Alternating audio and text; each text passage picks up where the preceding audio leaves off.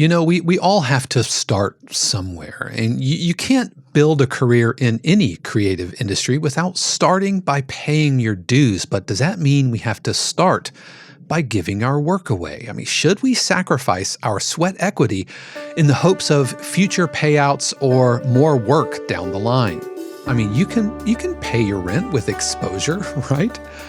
Well, the answer might not be as cut and dry as you think, and so we're going to talk about it, as well as listen to an industrial tension cue written by you, a member of the 52 Cues community, on this week's episode of the 52 Cues podcast.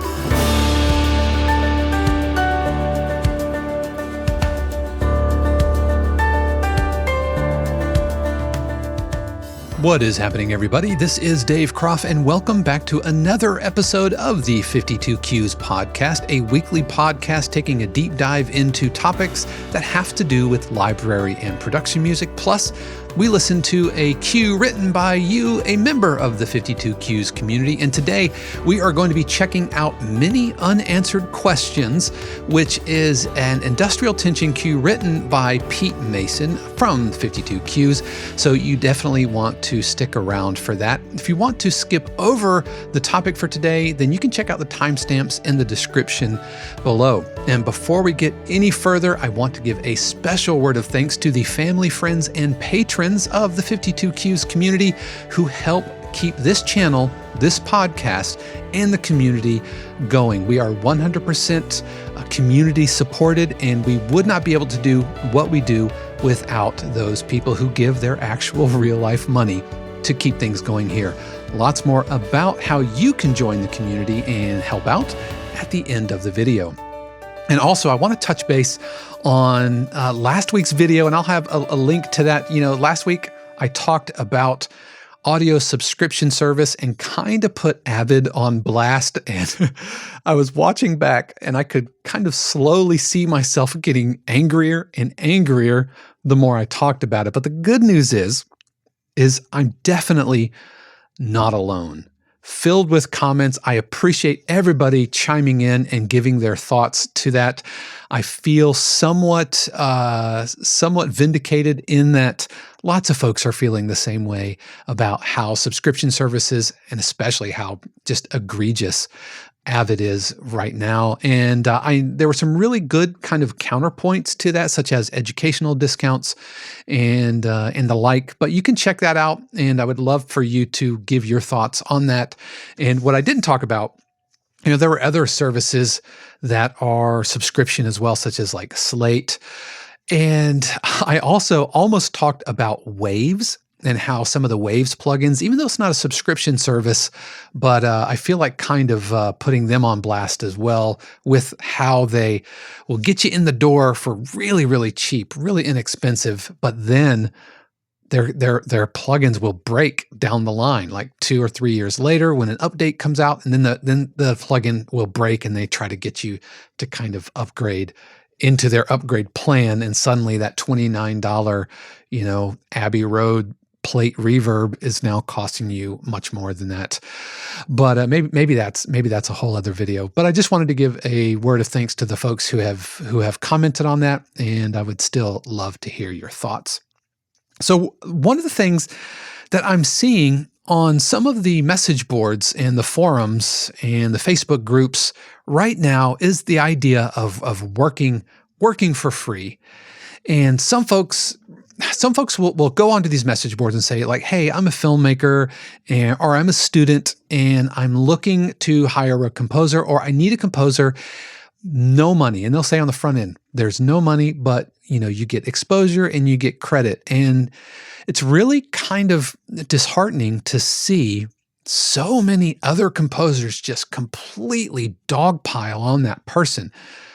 And it motivated me to try to talk about this and look at it through the lens of the production and library music world, because when you're dealing with film, that's one thing. When you're dealing with production music, it's quite another. But I first wanted to say to all of those composers who are jumping down the throat of, especially like a student, hey, this is a student film, we need a composer, jumping down the throat and just saying, how dare you ask composers to work for free?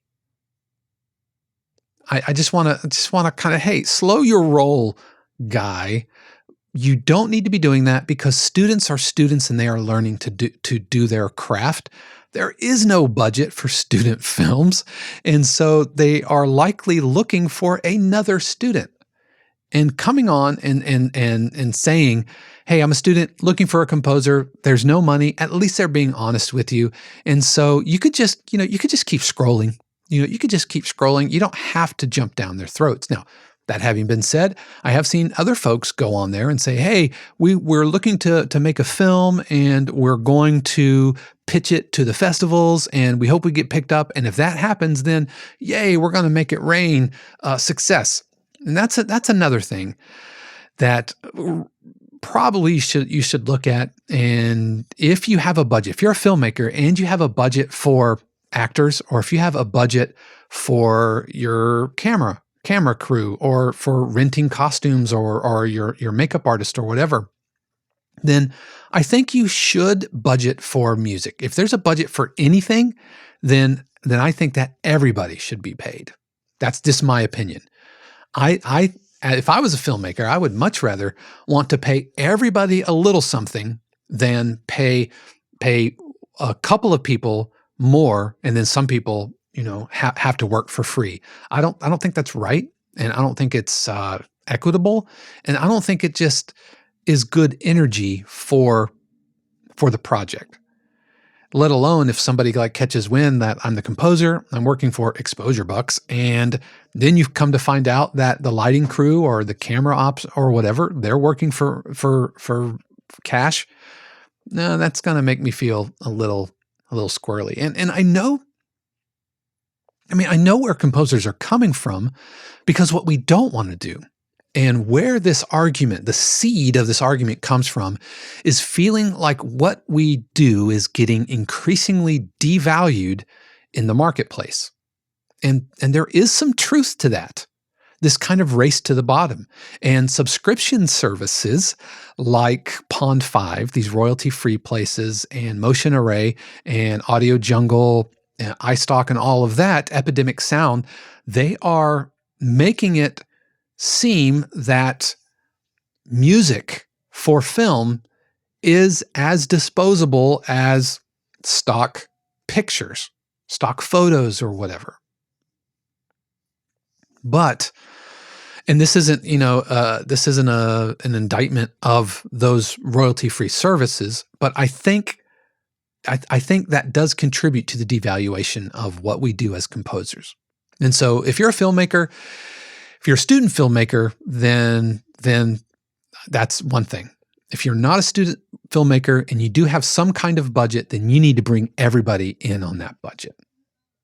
But you composers going onto these Facebook groups and completely shredding these student filmmakers, trying to find anyone to put music on their movies, then I think you need to slow your roll a little bit.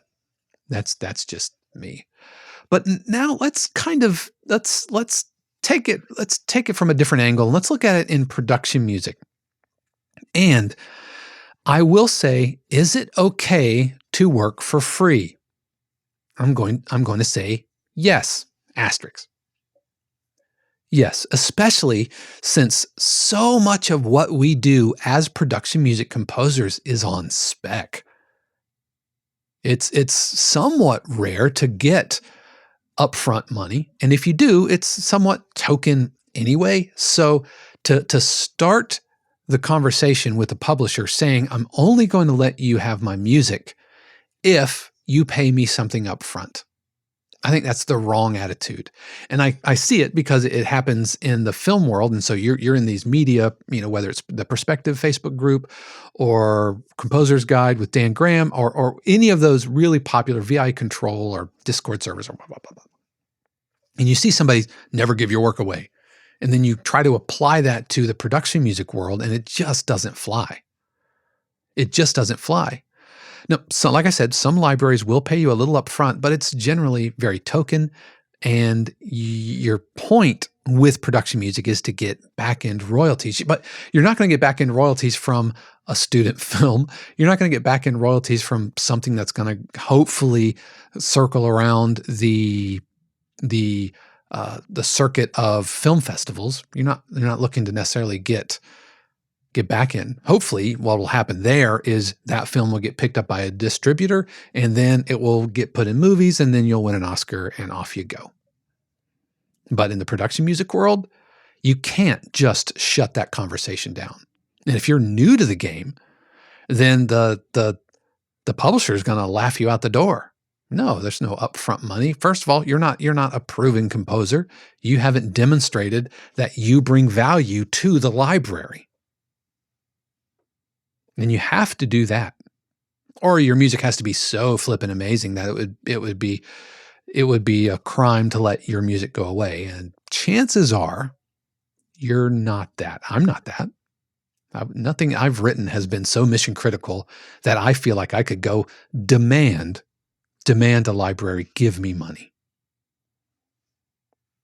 I think I've said this before on the podcast, but every cue that I've ever gotten placed onto CBS for football, for NCAA tournament, for bull riding, for PGA, anything, Big Three, anything that's gone on to CBS Sports, I have not gotten any upfronts because I recognize that my hope is to get back-end royalties. So submitting your cues for free is part of the industry. It's part of the gig. It's part of the chance you take. And if you are using a service like Taxi, then not only are you not getting upfront money, but now you are paying for the consideration.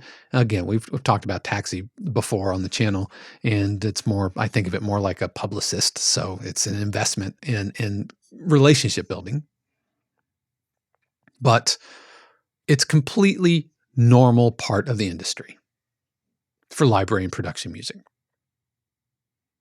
Okay, so let's say that you have decided to work for free. And let's look at it from the film side of things. And let's say you believe in the director, or if it's a student film and you just want to help them out. I recently did a student film for the daughter of a singer friend of mine. She is an animation student in California, and her dream is to be a Pixar animator. That's her dream. She wants to go work in Emerywood. I think Emerywood, California is where Pixar is.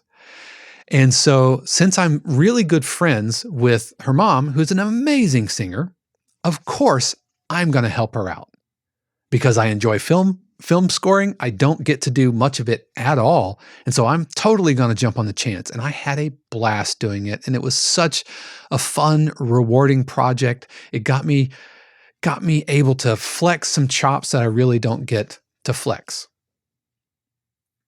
Also, I did some gratis work for a company out in Memphis who produces trailers for books. Like independent authors will hire this company to create a trailer just for the book or the book series. And so they will set up some scenes from the book itself and then film those and cut them together like a trailer, and that trailer would accompany. So there's no movie, but it looks like a movie, a trailer for a movie that the book is based on, but it's just scenes from the book.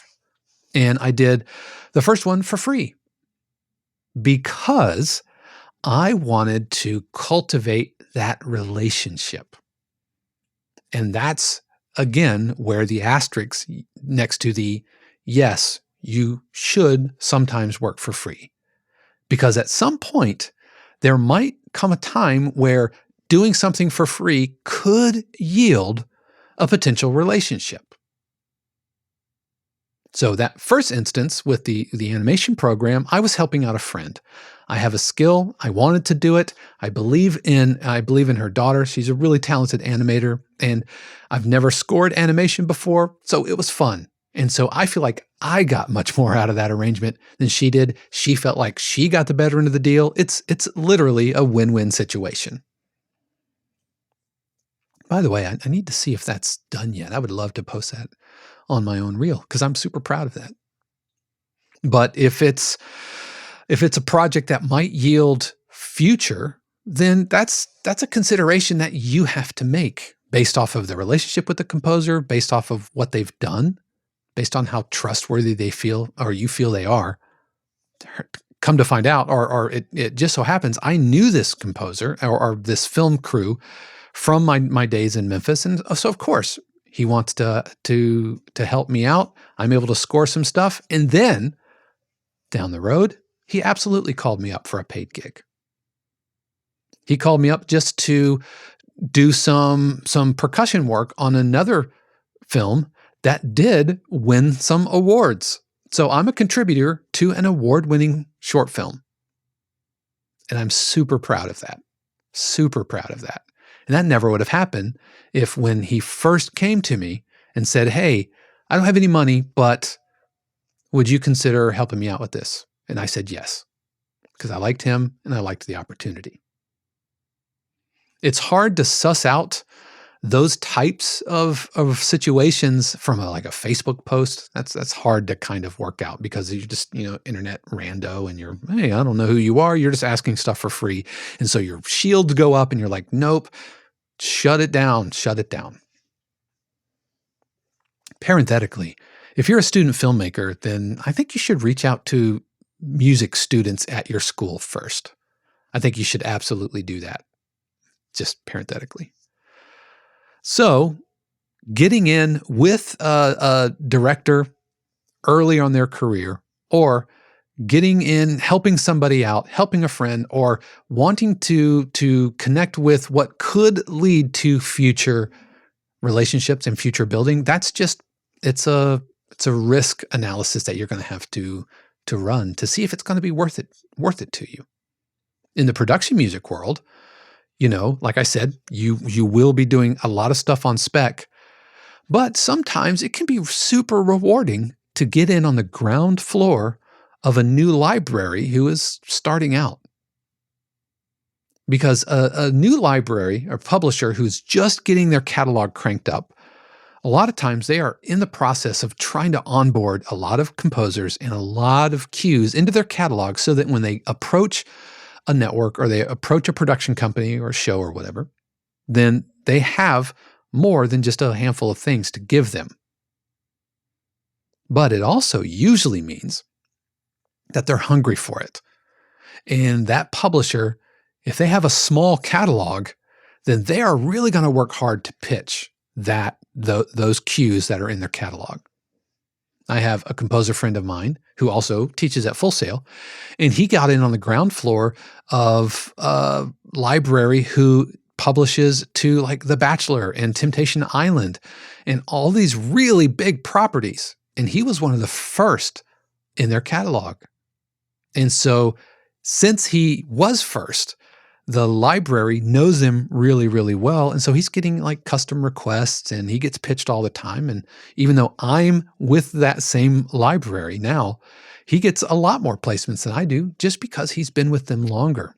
And I think because libraries are run by people, not robots and algorithms, those people, those relationships, those really, really matter. We've talked about that on the podcast before. So getting in on the ground floor with just like with a new director, getting in on the ground floor with a new library can be super beneficial down the road, but you just have to make that call. But it's never a never. You should never say, I will never work for free. I will never give up my cues. I'm going to do another podcast talking about, should I give up my publishing share? Never. Anyways, that's for another episode. All right, so let's say that you have agreed to work for free. And let's go back to the film side of things. Or it could be games as well, by the way. There's a lot of independent game developers looking for music, and they have little to no money. Generally, because game developers, with independent filmmakers, I mean, you have a crew, you have actors. It's usually a handful of people. It's not just one or two folks. But with game developers, often it's like one or two people staying up every night working on their game, as opposed to camera op and lighting and a grip and dolly and all of those things, actors, makeup, costumes, all of that. Usually independent films have a lot more folks involved. But game developers, just a handful of people, maybe one or two. That's been my experience at least. So film and games, let's look at that. If you do decide to give it away, don't, and hear me, do not give away your rights. Do not basically give them a free buyout. Now that is a hard line. Any work I've ever done for free has the copyright ownership, who owns the right to do something with this, stays with me. And I do write that into some paperwork. You can use this, and it could be a perpetual license. The stuff I did with Timid Monster, which are the filmmakers from Memphis who do trailers for books. Yes, they have a perpetual license to use my music, but I maintain the copyright for it. I own the copyright. They can use it, but I maintain the copyright for it. It's not a buyout. So that if I want to pitch it later down the road, and I did, one of the trailers worked. It was called like Illumination Paradox, and it was mine. And I later pitched it and got it published into another library. And I told that library, hey, just so you know, I allowed this other company to use this. There's no problem as long as I communicated it on the front end. But I kept those rights, and that is vital. Do not sign away your rights. Don't give ownership. It's one thing to give away usage. It's another thing to let them just have it to where you can't use it. Because if you can find another home for it that will pay, they shouldn't. That film or that game should not have any kind of legal leverage over you to where you can't do that, because that is the line that I won't cross. Now, in the library world, it's not quite as cut and dry, because often publishers need to maintain the copyrights. They need to maintain the copyrights of your cues so that they can legally go do things with them.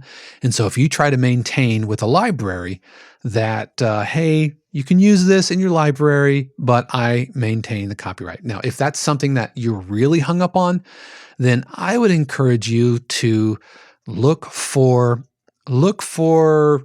non-exclusive libraries, which are admittedly drying up in the world of Content ID and Sound Scan or Sound Exchange or whatever, that find and attribute copyrights based off of the waveform and the algorithm, the AI.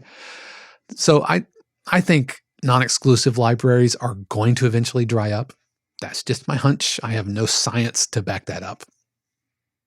But if you want to maintain your copyright, then maybe publish those on a non-exclusive, or publish those over to the stock music folks, the Pond 5s, the Motion Arrays, the Audio Jungle. Even though I don't think Audio Jungle's taking new subscribers or new composers anymore. Artlist, those folks, if you like, you're not gonna take any upfront money, but you definitely want to maintain the ownership, then maybe that's the path you should take. Now, for me, because of my artisan mentality of making cues, I don't get hung up on that, because the libraries that I'm involved with, I have faith that they are working to find homes for my music. So they maintain the copyrights, even though I didn't get any upfront money.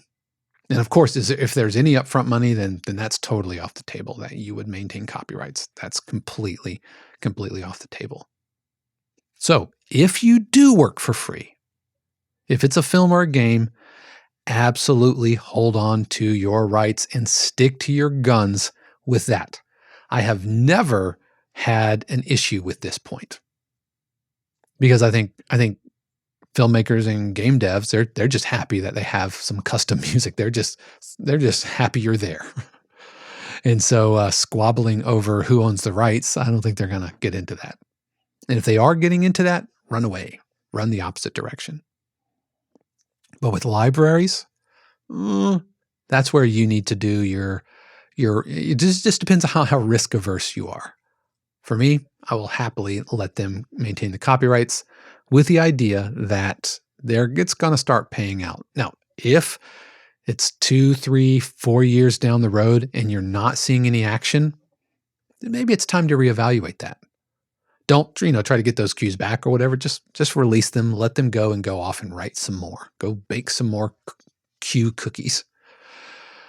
But when you're considering, if you are approached about working for free, I would encourage you not to make it an automatic no. Keep an open mind because there could be situations which will ultimately benefit you.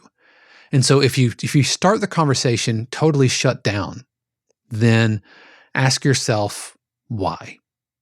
If you start the conversation as an automatic no, then and you're asking yourself why, and you think, is it because I've been burned? Okay, that's one thing. You might be having a trauma response to that. If it's because this is my art and I should be paid for it, well, that's another thing. And maybe you're not cut out for music in media, especially production music. Maybe you should go off and release your music on Spotify or whatever. If it's no because a bunch of grumpy composers threw a hissy fit on Facebook, that's the wrong reason, and I think you're misinformed. But be smart about it.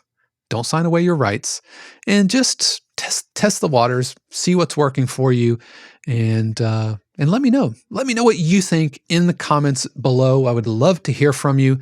This is just my experience. If you are a hardline no, never give your music away, then I would love to hear from you. Let's have a conversation in the comments below. So now I would like to change gears, and I would love to listen and feature a cue called Many Unanswered Questions. This is by community member Pete Mason, and it is an industrial tension cue. And so we are going to listen to it and then talk about it on the other side.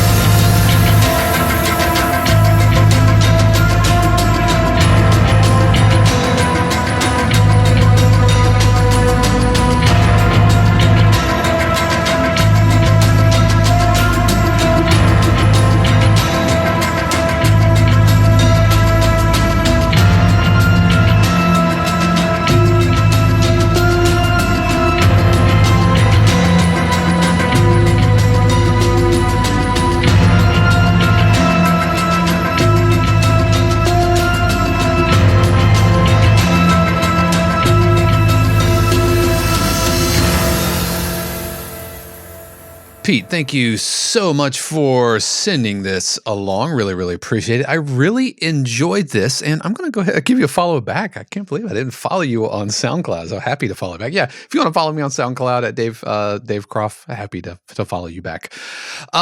Yeah, I really, really enjoyed this. Some really interesting, really, really cool sounds here. I think we've done a pretty good job of layering, making sure that the energy of our cue kind of stair steps along as we move through the cue. That having been said, what struck me right out of the gate was really having a tough time kind of feeling where the tonal center is, like where the harmonic center. So I feel like this is that tonic, or is that and so it feels like it's a major interval. That's a major third interval.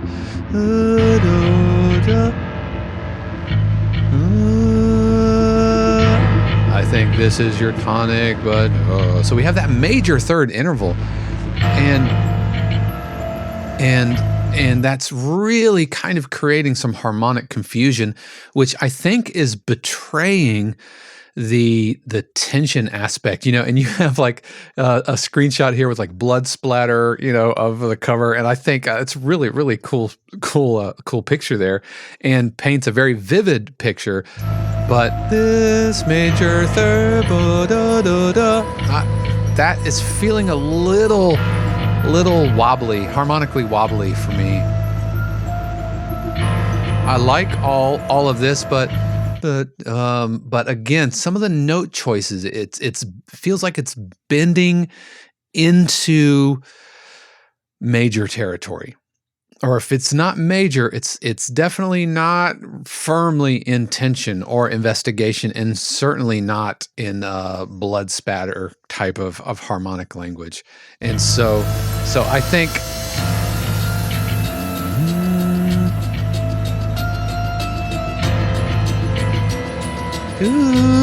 I like those note choices. But again, good layering through here.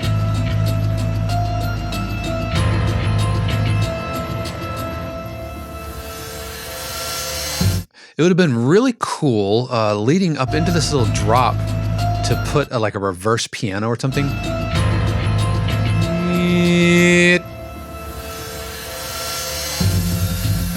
And I wanted a little bigger drop here, maybe an impact or a sonic boom or something, so it splashes over a little bit more. It's feeling just that downbeat didn't hit as strong as I wanted it to.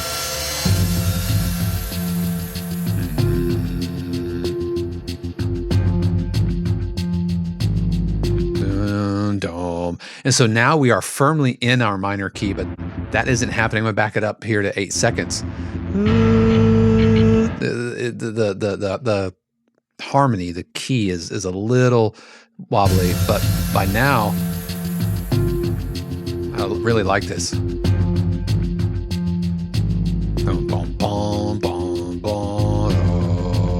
Not this interval, but that interval. Yeah, put those little transitional pieces help push energy into here. Whoops, nope, didn't mean to do that.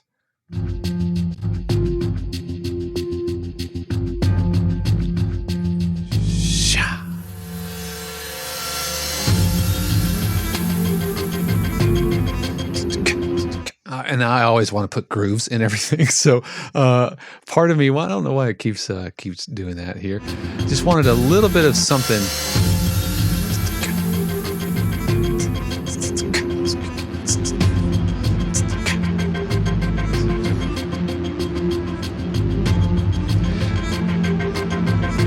Maybe could have added a little new something in this area here.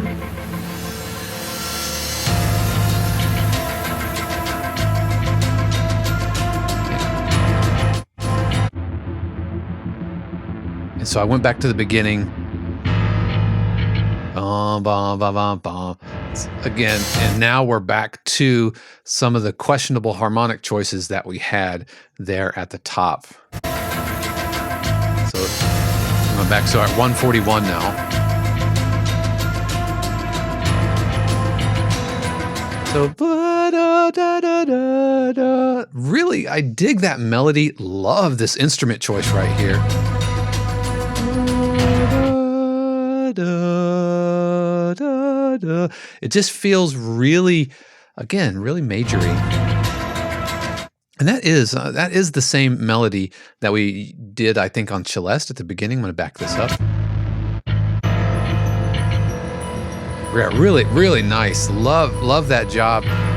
Love you passing that on to that really spooky vocal pad thing. So now we're back towards the end of the cue.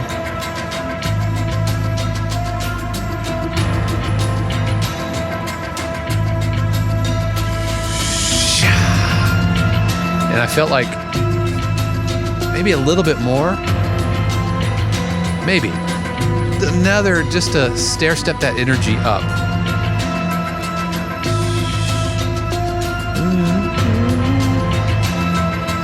Riser.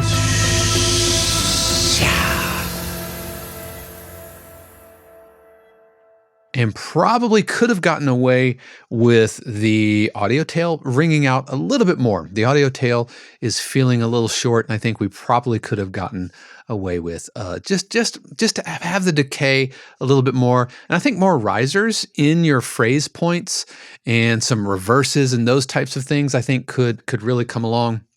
But again, I think it's the harmonic ambiguity which is really, really kind of not doing you many favors. So Pete, thank you so much for sending this along. This was submitted during our week 13 thread. And you can see Pete here got several replies from folks offering advice and their thoughts. And I wholeheartedly encourage you to come over to 52cues.com and join the community, because we put a thread like this up every single week. So head over to 52cues.com and click on join now. There are a lot of other benefits that go along with being a member of the 52 Cues community. And we have different subscription tiers that have a ton of benefits. We have the Friends benefit, which gives you the live stream as well as access to our monthly workshops. And just this month, coming up on May 19th, 2022 at 5 p.m. Eastern, our good friend Marlon Gibbons is giving a workshop on the Composer's Survival Kit. On the family level, you get access to all of those things, as well as weekly office hours where you can come into a Zoom session and we can chat, you can ask questions, and the weekly music production interactive feedback. So we listen to cues together, provide feedback, and I do a deep dive breakdown of your cue, including talking about the compositional structure, the mix, the title, the form, and we do a really deep analysis. I actually open up the cues in Logic and all of that. If that is anything you are interested in, please, again, head over to 52cues.com. and click on Join Now. I also offer coaching, live lessons, video feedback, and lots more. There's a merch store, so much happening over there, so would love to have you. But once again, thank you so much to the family, friends, and patrons of 52 Cues who help keep all of this happening. We are 100% community supported, and I thank you. Thank you from the bottom of my heart for helping keep the internet lights on. But that's going to do it for me this week. I so appreciate you listening. And if you think about it, maybe why don't you hit that thumbs up and subscribe, all that typical YouTube business. It really does help other producers and composers just like you find me. But I hope you had a good week 17 and looking forward to seeing you next week as we take a look at week 18. Until next time, peace. The 52 Cues podcast is copyright 2022 Dave Croft, all rights reserved. The music played on the podcast is copyright of their respective owners and is used for educational purposes only. For more information, including joining the 52 Cues community and submitting your cue for consideration on the podcast, head over to 52cues.com.